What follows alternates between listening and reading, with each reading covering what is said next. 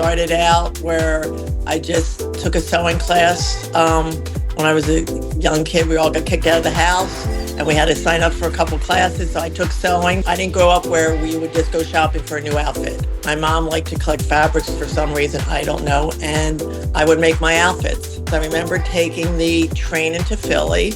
My grandmother worked at Gibbels, and at that point there was a bridal row, and I, shy little girl, would go in and look at the bridesmaids' dresses and got some ideas. So then I went home and I made my prom gown, but I incorporated some of the embellishments onto the gown. So that's kind of where I started. At age 50, watched the first episode of Project Runway with my mother, and teasingly I said, you know, if you had nurtured me with all my sewing and things I had to do, I could have been on that show, laughing.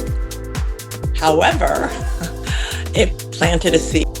After getting this amazing promotion and not having to work 4 or 5 jobs, I asked myself the question, what would I want to do? And I said, fashion design. So I took my life savings, quit my job, and enrolled in fashion school. On the show, I got to design for Tatiana McFadden, the fastest wheelchair racer in the world, who's now the most decorated track and field athlete in the U.S., whether it's Olympiad or Paralympiad. So when the challenge came for the Olympiads and Paralympiads, I jumped out of my seat and I want Tatiana. And probably the other contestants saying, don't give me that, don't give me Tatiana. And I said, this is why I'm on the show, to do this for Tatiana, to make her fantasy come true.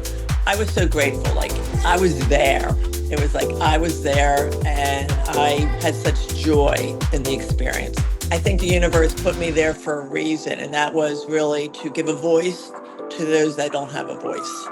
That's where I think I'm most valuable, and that's where I think I'm meant to be. The power of fashion is how it makes you feel as a person. They put something on and they can feel stronger, they can feel beautiful. Because I see the power of fashion, why can't it be accessible to everyone? Able-bodied people, their bodies are unique, but they can go into a store and there's things to choose from. But for somebody with a disability, they have unique needs too, but there's not anything that they can go choose really from.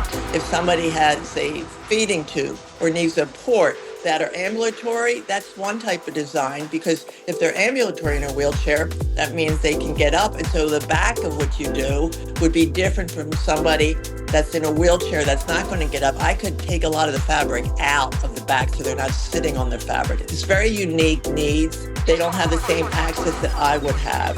I want everybody to be able to have that same experience. Hopefully, as a society, become a more conscious consumer and get away from fast fashion, that we could have a wardrobe that survives and can just be styled differently. You can wear the same thing twice. One of the things that people could do, they could put bigger seams. I'll tell you what, every time a man goes to buy a suit, they try it on, they pick out what they want, they immediately have the tailor come and fit it to them. A woman goes shopping and we got to buy off the rack. They design a men's suit, the seams big enough to be able to alter it.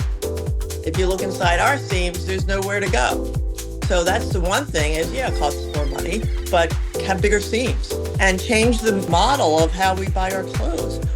And so that would make it accessible to a person with a disability as well as to all of us. Well, my message to everyone's the same. It's always kindness. And the other thing that I kind of live my life by, make fear your friend.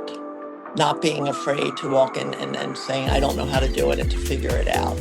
So as far as MS, I don't know everything about it, but this is an opportunity for me to learn and to be able to have that conversation with somebody else. On a grander scale, it's about bringing in awareness and raising, money for the organization.